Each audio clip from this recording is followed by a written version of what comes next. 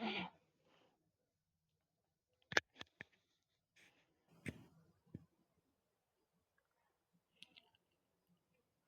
Everyone. आज का अपना टॉपिक है रूप। निदान पंचक का थर्ड टॉपिक रूप। रूप यानी कि लक्षण, सिम्टम। जो भी कोई डिजीज होती है उसके सिम्टम क्या है, मेन जो उसकी पहचान का जो रीज़न है जिसकी वजह से हम उसकी पहचान करते हैं, वही क्या होते हैं, रूप। अब इसके आगे क्या पर्याय हैं, क्या इसकी डेफिनेशन है, कितने इसके भेद हैं, सारा डिटेल में बात करते हैं। तो रूप क्या है, पहले तो इसकी डेफिनेशन। इसके अंदर जो सभी डेफिनेशन आपको मिलेंगी नोट्स के अंदर, वो ज़्यादातर चरक की हैं, आपको वही याद करनी है क्योंकि आपकी यही काम आने वाली हैं। प्रादुर्भूतम लक्षणम पुनर्लिंगम, यानी कि प्रादुर्भूतम यानी कि उत्पन्न जो जो लक्षण उत्पन्न हो रहे हैं उन्हीं को क्या कहते हैं, रूप कहते हैं। तो उत्पन्न रोगों के लक्षणों को ही क्या बोला जाता है, लिंग बोला जाता है। कोई भी डिजीज उत्पन्न हो रही है, चाहे वो ज्वर हो, राजक्षमा हो, गुल्म हो, रक्तपित्त हो, जब वो उत्पन्न हो रही है तो ऐसा क्या चीज है जिसकी वजह से हम उसे बोल रहे हैं कि ये व्याधि तो रक्तपित्त है और ये व्याधि राजक्षमा है, ये कुष्ठ है, ये प्रमेह है। तो जो कंप्लीटली उस व्याधि को डिफाइन करते हैं वही क्या होते हैं, लक्षण होते हैं। वही उस व्याधि के लिंग या लक्षण बोले जाते हैं। फिर उसके बाद आपको ये सारे पर्याय याद रखने हैं कि जैसे लक्षण को रूप बोल लिया, लिंग बोल लिया, आगे आकृति है, लक्षण है, संस्थान है, ये आपको पर्याय याद रखने हैं। आगे जब एग्जाम होता है पीजी एंट्रेंस का, उसके अंदर पूछे जाते हैं। वर्तमान में विद्यमान व्याधि के स्वरूप का ज्ञान, जो भी कोई डिजीज हो रही है उसके स्वरूप का ज्ञान किसके द्वारा किया जाता है, रूप के द्वारा, उनके लक्षणों के द्वारा उस व्याधि का ज्ञान किया जाता है। कि रक्तपित्त में तो क्या होगा, रक्तपित्त में नोज ब्लीडिंग होगी या एनाल ब्लीडिंग होगी। अब वो किस पैथोजेनेसिस के थ्रू हुई वो अलग बात है, लेकिन उसके अंदर पर्टिकुलर सिम्टम क्या डेवलप हो रहे हैं उसके आधार पर हम उस व्याधि की पहचान करते हैं। तथा वातादि दोष, आम पक्वादि विशेष अवस्थाओं का ज्ञान केवल रूप द्वारा ही किया जाता है। यानी कि जैसे कोई भी भेद होते हैं व्याधि के, तो कोई जैसे वातिक ज्वर है या वातिक गुल्म है, उनके लक्षण क्या हैं, पैतिक गुल्म के लक्षण क्या हैं, या कफज प्रमेह के लक्षण क्या हैं। तो लक्षण शब्द आ रहा है ना उसमें, तो उस पर्टिकुलर, जैसे प्रमेय हम प्रमेय एक बोल देते हैं, लेकिन प्रमेय कौन सा प्रमेय है उसका पता तो भेद से तो लगता ही है। वातिक है, पैतिक है, कफज है, लेकिन उस भेद का भी ज्ञान लक्षणों से होता है। हम बोल रहे हैं कि जिस पेशेंट आके कुछ बता रहा है तो हम ये बता रहे हैं उसको, या हम खुद पहचान कर पा रहे हैं कि ऐसा तो कफज प्रमेय है या कफज गुल्म है या कोई भी व्याधि या सन्निपातज है उसके अंदर होता है। तो पहचान किसकी वजह से कर पा रहे हैं हम, उसके लक्षणों की वजह से। फिर उसके बाद है इसके पर्याय। लिंग क्यों बोला जाता है इसको, जिनके द्वारा उत्पन्न व्याधि के स्वरूप का ज्ञान हो, यानी कि लक्षण क्या करवा रहे हैं, जो भी व्याधि उत्पन्न हो रही है उसका ज्ञान करवा रहे हैं, इसीलिए इसका एक पर्याय लिंग भी है।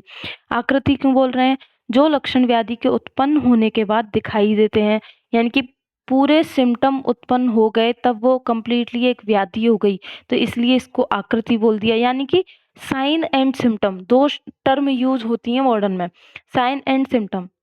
सिम्टम जो पेशेंट आके बता रहा है, साइन जिनको डॉक्टर पहचान पा रहा है, जिनको वो क्या करवाता है, जैसे चाहे वो लेबोरेटरी टेस्ट करके या फिर पेशेंट बता रहा है कि ये चीजें डेवलप हो रही हैं, जिनको वो पहचान पा रहा है। ये दो चीजें होती हैं, दोनों ही क्या करवाते हैं, दोनों ही किसी डिजीज का हमें ज्ञान करवाते हैं, जिससे हम उस डिजीज की पहचान कर सकें।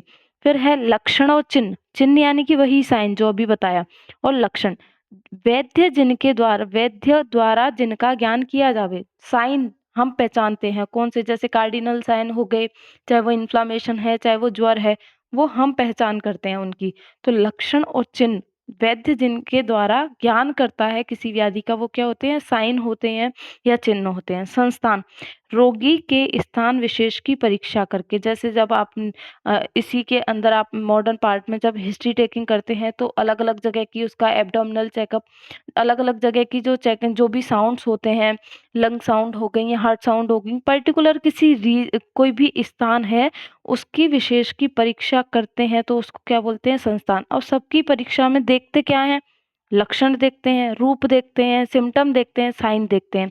वही परीक्षा करके हम उस डिजीज को पता कर पाते हैं कि ये पर्टिकुलर ये डिजीज है इस पेशेंट को। तो अभी तक इतना सब है जो बताया है, इसमें केवल अभी आपको इतना याद रखना है कि रूप या लक्षण है क्या। लक्षण वो है जिससे हम उस व्याधि का ज्ञान कर पाते हैं, ये याद रखना है।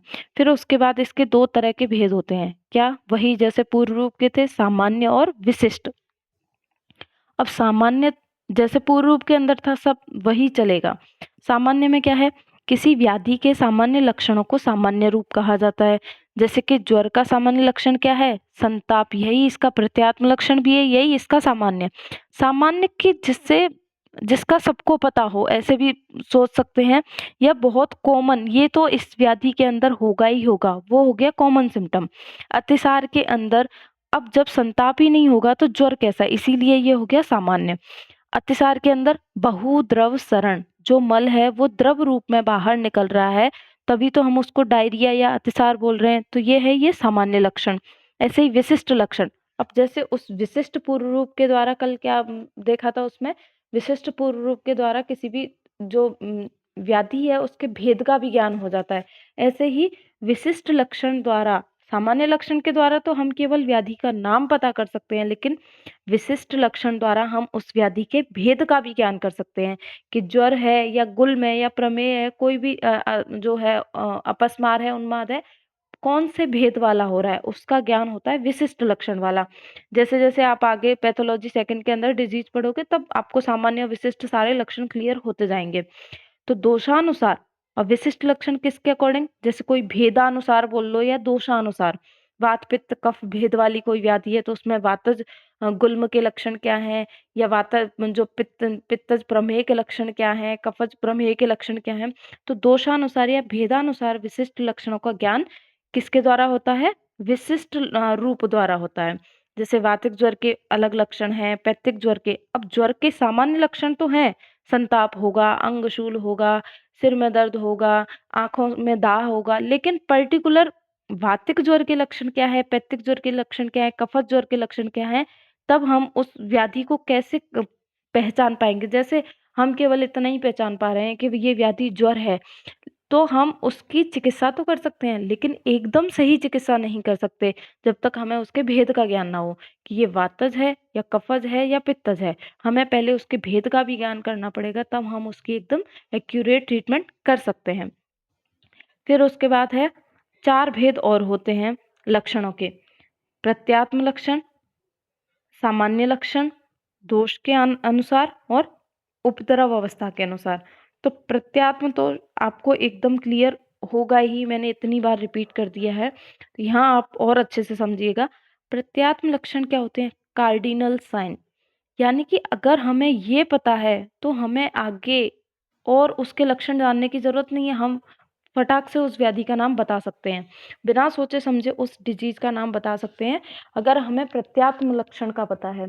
जैसे देखते हैं इसके अंदर क्या लिखा है, व्याधि के वह लक्षण जिससे तुरंत उस व्याधि का बोध हो जाए, यानी कि बिना सोचे समझे हम कह दें कि ये तो ये व्याधि है, वो उसका कार्डिनल साइन है, वो उसकी पहचान कराने वाला साइन है, हम देखते ही बोल दें कि ये तो ये व्याधि होगी, वही साइन क्या होते हैं, प्रत्यात्म लक्षण।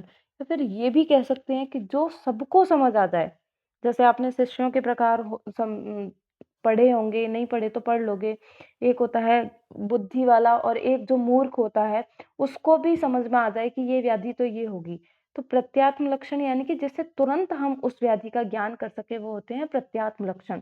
जैसे ज्वरः प्रत्यात्मिकम लिंगम संतापो देह मानस, ज्वर का प्रत्यात्म लक्षण क्या है, शरीर व मन में संताप होना ही ज्वर का प्रत्यात्म लक्षण है। अब शरीर में एक बार को मन के संताप को फिर भी ना पहचान पाओ, लेकिन शरीर के संताप को तो मूर्ख विद्वान हर कोई पहचान सकता है। तो वही क्या है, उस ज्वर का प्रत्यात्म लक्षण है। यानी कि अगर बॉडी गर्म हो रही है, टेम्परेचर राइज, बॉडी गर्म हो रही है, तो क्या है, कोई भी कह देगा कि इसको तो बुखार आ रहा है, इसको तो फीवर आ रहा है, वही क्या है, पहचान कराने वाला। और हमें आगे कुछ देखने की जरूरत नहीं है, केवल ज्वर को पता करने के लिए हमें और तह तक जाने की जरूरत नहीं है। वो तो भेद पता करने के लिए आगे और देखेंगे कि इसके अंदर क्या क्या होना चाहिए, लेकिन अगर केवल हमें ज्वर ही देखना है तो हम संताप से ही पहचान कर सकते हैं। गुल्म, स्पर्श में पिंड के समान, अगर वायु जो होती है, कहीं जो वायु के गुल्म के 5 स्थान बताए गए हैं, वहां पर अगर वायु पिंड रूप में आकर स्थित हो जाती है, तो ये गुल्म का क्या है? प्रत्यात्म लक्षण है, यानी कि वो फील हो रही है, बाहर से उसे फील कर सकते हैं, तो वो क्या होता है? गुल्म का प्रत्यात्म लक्षण होता है। अतिसार, गुदा से अधिक बहुद्रव मल का स्राव होना ही क्या है? अतिसार। इसको देखते ही कह देंगे कि इस व्यक्ति को तो क्या है? डायरिया है। उसके बाद है सामान्य लक्षण, जो लक्षण व्याधि के प्रत्यात्म के, यानी कि ज्वर है, ज्वर के अंदर उसका प्रत्यात्म लक्षण संताप तो है ही, लेकिन साथ साथ और भी लक्षण अगर उत्पन्न हो रहे हैं, तो वो क्या होंगे? उस व्याधि के या ज्वर के सामान्य लक्षण होंगे। जैसे ज्वर में और क्या क्या होगा? जो लक्षण व्याधि के प्रत्यात्म के अतिरिक्त व सामान्य तौर पर मिलते हैं, वो सामान्य लक्षण होते हैं। जैसे कि स्वेदा अवरोध, जब ज्वर आ रहा होता है तब पसीना नहीं आता, क्योंकि जब ज्वर की संप्राप्ति आप लोग देखोगे तो उसमें रस व स्रोतस और स्वेद व स्रोतस दोनों के अंदर क्या होता है? दोनों की स्रोतोदृष्टि होती है, दोनों में दोनों ही दुष्ट होते हैं। स्वेद व स्रोतस का अवरोध हो जाता है, अवरोध हो जाने के कारण वो क्या है? अग्नि सभी जगह फैल जाती है, पूरी बॉडी में अग्नि, जो जठर अग्नि है, जो आमाशय से निकल करके पूरी बॉडी में फैल जाती है। ऐसी इसकी संप्राप्ति है, जब पढ़ेंगे चैप्टर तब देखेंगे। तो इसके अंदर क्या होता है? स्वेदा अवरोध होता है। इसीलिए आप लोग सोचिए, जब भी अपन ज्वर के लिए औषध लेते हैं, दवाइयाँ लेते हैं, तो फिर क्या है? जब भी ज्वर का अंतिम काल होता है, यानी कि जब भी ऐसे बोलते हैं कि बुखार उतर रहा है, तो क्या है? पसीना आता है, तो जो भी औषध है वो किस पे भी काम करती है? स्वेद व स्रोतस पे भी काम करती है। जिस स्वेद व स्रोतस में अवरोध हो रखा है, उस ऑब्स्ट्रक्शन को हटा करके उसकी प्रवृत्ति कराती है। जैसे ही स्वेद प्रवृत्त होने लगता है, ज्वर अपने आप ही जाने लगता है। तो इसके अंदर क्या क्या होता है? अब ये जो लक्षण उत्पन्न हो रहे हैं, जैसे कि स्वेद अवरोध हो रहा है, पसीना नहीं निकल पा रहा है, स्वेद बाहर नहीं निकल पा रहा है, उसका अवरोध हो रहा है, इसलिए बुखार आ रहा है, तो ये इसके सामान्य लक्षण हैं। अंगों में जकड़ाहट हो रही है, अंगशूल, और भी बहुत सारे लक्षण होते हैं, अंगशूल हो रहा है, सिराशूल हो रहा है, ये सारे इसके क्या होते हैं? सामान्य लक्षण होते हैं। ऐसे ही, और प्रत्यात्म लक्षण क्या हो गया? संताप। तो जो लक्षण प्रत्यात्म के अलावा भी उत्पन्न हो, यानी कि प्रत्यात्म तो है ही, उसके साथ और भी लक्षण उस व्याधि में उत्पन्न हो रहे हैं, वो क्या होते हैं? उसके सामान्य लक्षण। फिर उस जैसे ही उदर के सामान्य लक्षण में क्या होता है? कुक्षी में आधमान होगा, यानी कि आधमान आना, आटोप, ये वाली कंडीशन देखने को मिलती है, और अग्निमांद्य होता है। मैंने आपको पहले भी एक बार बताया है कि उदर रोग है वो बिना अग्निमांद्य के नहीं होता। उदर रोग की स्टार्टिंग किसकी वजह से होती है? अग्निमांद्य की वजह से होती है। तो ये अग्निमांद्य और कुक्षी में आधमान होना, और भी बहुत सारे, ये केवल आपको समझाने के लिए लिखे गए हैं, और बहुत ज्यादा डिटेल में यहाँ यूं नहीं लिखा गया कि आगे जो आपका सेकंड पार्ट है उसमें एक एक डिजीज है ये। फिर है दोष के अनुसार, दोष प्राधान्य के अनुसार, जैसे हम भेद बोलते हैं, वातज है, पित्तज है, कफज है, कोई भी व्याधि के भेद बताते हैं, तो उसके अनुसार जो लक्षण उत्पन्न होते हैं वो दोष के अनुसार या स्पेसिफिक सिम्टम बोलते हैं उनको। दोष के प्राधान्य के अनुसार रोगों के वातादि दोष के लक्षण दिखाई देते हैं, जैसे वात, पित्त, कफ, ज्वर के लक्षण। फिर उसके बाद है उपद्रव अवस्था के लक्षण। जैसे मान लो कोई भी व्याधि है, उसको हमने उसकी इनिशियल फेज में ठीक नहीं किया, वो बढ़ती गई, बहुत ज़्यादा क्रोनिक हो गई। क्रोनिक होने पर, या फिर एक साथ उसके बहुत ज़्यादा सारे सिम्पटम और सारे ही पूर्व रूप एक साथ उपस्थित हों, और क्या है, किसी भी वजह से, जैसे वो किसी भी निदान की वजह से वो व्याधि उत्पन्न हो रही है, हम लगातार फिर भी उसी निदानों का लगातार सेवन करते रहते हैं, तो क्या है, उस डिजीज में कॉम्प्लिकेशन उत्पन्न हो जाते हैं, उपद्रव उत्पन्न हो जाते हैं। तो एक उस आधार पर भी लक्षण होते हैं, उपद्रवावस्था के आधार पर लक्षण, या कॉम्प्लिकेशन जिनको बोलते हैं। वो कॉम्प्लिकेशन में भी क्या है? सिम्टम ही तो उत्पन्न होते हैं, लेकिन वो बहुत ज़्यादा हाई होते हैं। जैसे कि उपद्रव लक्षण व्याधि की रूपावस्था का अंतिम परिणाम है। यानी कि अगर उपद्रव उत्पन्न हो गए किसी व्याधि में, तो यानी कि वो डिजीज है, वो असाध्यता को धीरे धीरे प्राप्त हो रही है, या आगे वो क्रोनिसिटी की तरफ जा रही है। अगर कॉम्प्लिकेशन उत्पन्न हो गए, तो उपद्रव क्या है? रूपावस्था का अंतिम परिणाम है। यानी कि लक्षण उत्पन्न हो रहे हैं यहाँ तक तो ठीक है, लेकिन उपद्रव उत्पन्न हो रहे हैं उस व्याधि में, तो वो अच्छी बात नहीं है। वो व्याधि गंभीर होती जा रही है। तो उपद्रव लक्षण जो होते हैं वो व्याधि की रूपावस्था का अंतिम परिणाम है। जैसे कि मूर्छा है, कोई भी डिजीज है, जैसे अतिसार हुआ, किसी को डायरिया हुआ, डायरिया इतना हुआ, इतना ज्यादा डिहाइड्रेशन हो गया कि वो व्यक्ति जो है वो बेहोश ही हो गया। तो मूर्छा, प्रलाप, वमन, बहुत ज्यादा वमन हो रहा है, उसको वॉमिटिंग हो रही है, प्रशेक है, चक्कर आना, ये अजीर्ण के उपद्रव तो होते ही होते हैं, साथ में कोई भी व्याधि उत्पन्न होती है उनमें भी लगभग यही उपद्रव उत्पन्न होते हैं। जैसे अजीर्ण हो गया, लंबे टाइम तक इनडाइजेशन की प्रॉब्लम चलती रही, तो ये उपद्रव उत्पन्न होते हैं। अजीर्ण के उपद्रव का क्वेश्चन जो है वो वहां आता है 2 नंबर में। तो आप थोड़ा सा यहाँ से याद रखिएगा कि अजीर्ण के उपद्रव क्या क्या होते हैं। कुछ एक दो तो याद रख ही लेना, मूर्छा है, प्रलाप है, प्रशेक है, भ्रम है, ये अजीर्ण के उपद्रव होते हैं। फिर उसके बाद है व्याधि व लक्षण में अंतर, यानी कि डिजीज डिजीज और सिम्टम के अंदर क्या अंतर होता है। 5 नंबर में क्वेश्चन आता है ये, ध्यान से सुनिएगा। आपके एग्जाम में 5 नंबर में आता है, व्याधि और लक्षण में अंतर पूछा जाता है कि डिजीज क्या है और लक्षण क्या है, इन दोनों के बीच में अंतर कैसे करोगे आप। तो व्याधि क्या है?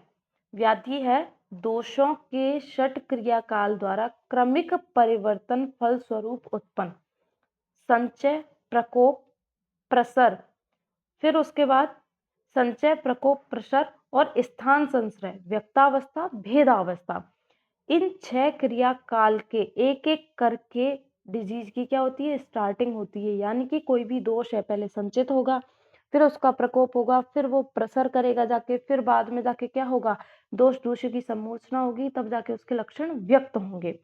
तो कोई भी पूरी तरह से किसी डिजीज को उत्पन्न होने में, किसी डिजीज को पूरी तरह एकदम प्रकट होने में क्या है, इन 6 क्रियाकाल से गुजरना पड़ेगा। ठीक है, पहली बात, यानी कि व्याधि उत्पन्न होगी तो वो क्या है, पूरा षट क्रिया काल को फॉलो करके आएगी, जो उसकी एक एक करके के पहले तो संचय होना जरूरी है, फिर उसके बाद प्रकोप होगा, फिर ये सारी चीजें आगे होती जाएंगी। तो ये व्याधि तो ऐसे उत्पन्न होगी, यानी कि कंप्लीट उत्पन्न होने में। जैसे कि मान लो घृणी रोग उत्पन्न हो रहा है, तो घृणी रोग के होने के लिए जो भी उसके निदान की वजह से जो भी संचय होगा, वो सारी चीजें उसमें होना जरूरी है, तब जाके हम पर्टिकुलर उस व्याधि को क्या बोलेंगे, घृणी बोलेंगे। तो यहाँ पर क्या हो रहा है, लक्षणों में दोषों की संचय अवस्था से ही उत्पन्न होते हैं। अब यहाँ आप कंफ्यूज मत होइएगा, यहाँ पे स्टार्टिंग बताती है। जैसे मान लो शरीर के अंदर कफ का संचय हो रहा है, ठीक है, कफ का अब यहाँ पे बहुत ज्यादा सिम्टम उत्पन्न नहीं होंगे संचय अवस्था से, धीरे धीरे लक्षणों में तीव्रता आएगी। दोष, मान लो शरीर में कफ का संचय होता है, तो शरीर के अंदर अंगों में भारीपन या गुरुता अपने आप ही फील होने लग जाती है उस व्यक्ति के अंदर संचय अवस्था से ही। लेकिन वो इतनी ज्यादा नहीं होती है कि वो कोई भी काम नहीं कर पाए, या हाल ही उसको क्या है, कोई भी डिजीज उत्पन्न हो जाए। तो लक्षण जो है वो संचय अवस्था से ही उत्पन्न होना शुरू हो जाते हैं, लेकिन इतने ज्यादा नहीं होते हैं कि वो कोई भी डिजीज का रूप ले ले। समझ पा रहे हो आप इस लाइन को?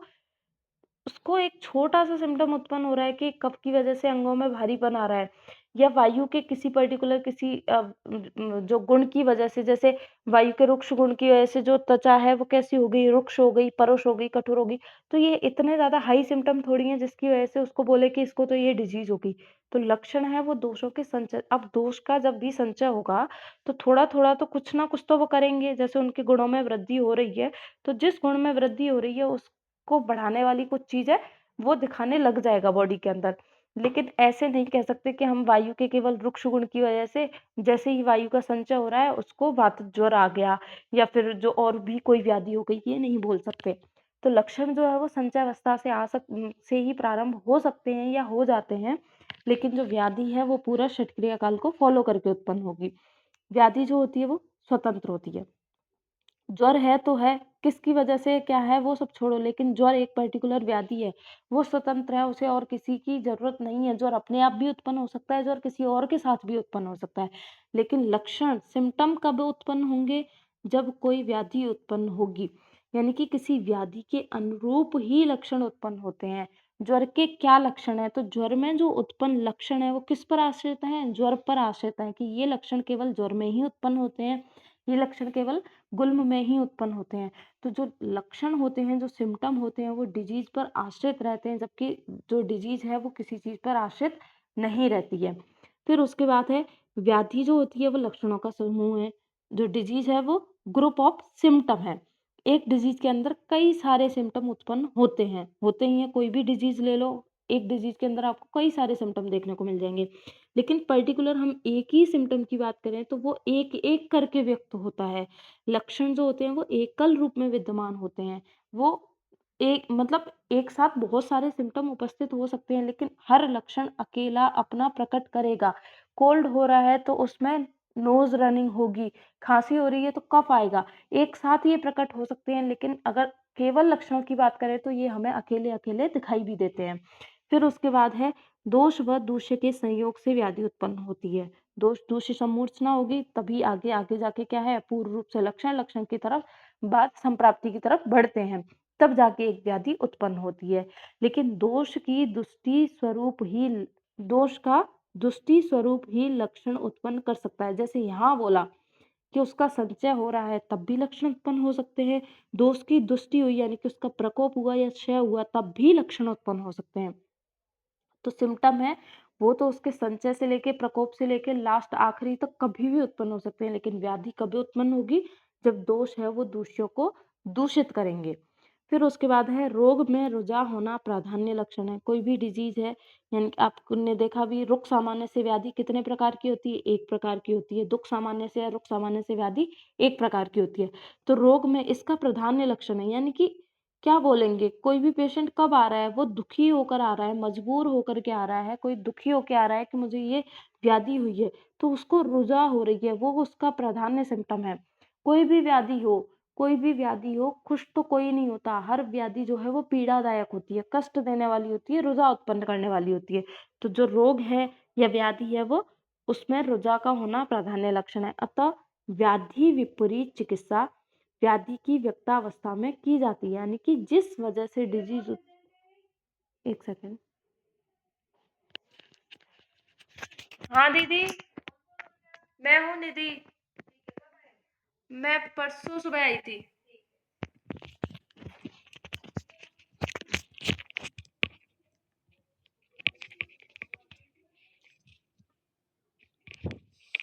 हाँ जी, तो व्याधि विपरीत चिकित्सा यानी कि जिस वजह से व्याधि उत्पन्न हो रही है या जो उसके लक्षण है उसके विपरीत चिकित्सा। अभी ये आपको तुरंत अभी समझ में आ जाएगा जब हम उपशय पढ़ेंगे। तो अतः व्याधि विपरीत चिकित्सा व्याधि की व्यक्तावस्था में की जाती है यानी कि जिस अवस्था में लक्षण उत्पन्न होते हैं उसमें क्या है व्याधि विपरीत चिकित्सा हम करते हैं। फिर उसके बाद है व्याधि सांकर्य। व्याधि सांकर्य क्या होता है? व्याधि सांकर्य वो होता है अनेक व्याधियों का एक साथ विद्यमान होना। यानी कि जब क्या है राजक्षमा है उसके अंदर एक साथ कई सारी व्याधियां उत्पन्न होती हैं। जब इम्यूनिटी डाउन हो जाती है तब क्या है एक साथ कई सारी डिजीज उत्पन्न हो जाती हैं तो उसको क्या बोलते हैं व्याधि सांकर्य बोलते हैं। अनेक व्याधियों का एक साथ विद्यमान होना व्याधि सांकर्य। और अनेक लक्षणों का कोई भी व्याधि एक व्याधि के अंतर एक व्याधि के यहाँ पे तो क्या है अलग अलग व्याधियां हो रही हैं तब व्याधि सांकर्य बोल रहे हैं। लिंग संकर्य किसको बोलेंगे? एक ही व्याधि के अंदर बहुत सारे अलग अलग सिम्टम देखे जाएं तो उसको लिंग संकर्य बोलते हैं। अच्छा एक पॉइंट रह गया आपका यहाँ पर व्याधि के अलग अलग लक्षणों के लिए अलग अलग संप्राप्ति नहीं होती। ये पॉइंट यहाँ भी रहा है। व्याधि की उत्पत्ति विशिष्ट संप्राप्ति के पूर्ण होने पर ही होती है। कोई भी व्याधि उत्पन्न हो रही है तो उसकी एक अलग पैथोजेनेसिस होती है। अतिसार है, प्रवाहिका है, घृणी है, राजक्षमा है, कुष्ठ है, प्रमेह है, गुल्म है, रक्तपित्त है, कोई भी व्याधि है उनकी अपनी अलग अलग संप्राप्ति है। उस आधार पर उस संप्राप्त तभी तो कहते हैं कि पूरे निदान पंचक का ज्ञान होगा तभी आप एकदम करेक्ट किसी भी व्याधि का ज्ञान कर सकते हो या पहचान कर सकते हो। लेकिन लक्षणों के लिए अब ऐसे थोड़ी है कि अंगशूल हो रहा है तो उसके लिए कोई अलग संप्राप्ति चल रही है या सिरशूल हो रहा है तो उसके लिए कोई अलग संप्राप्ति चल रही है, प्रतिशय हो रहा है तो कोई अलग संप्राप्ति चल रही है उस व्याधि के तहत। उस व्याधि के अंदर जो अलग अलग लक्षण उत्पन्न हो रहे हैं उसके लिए उस व्याधि की अलग अलग संप्राप्ति नहीं होती है।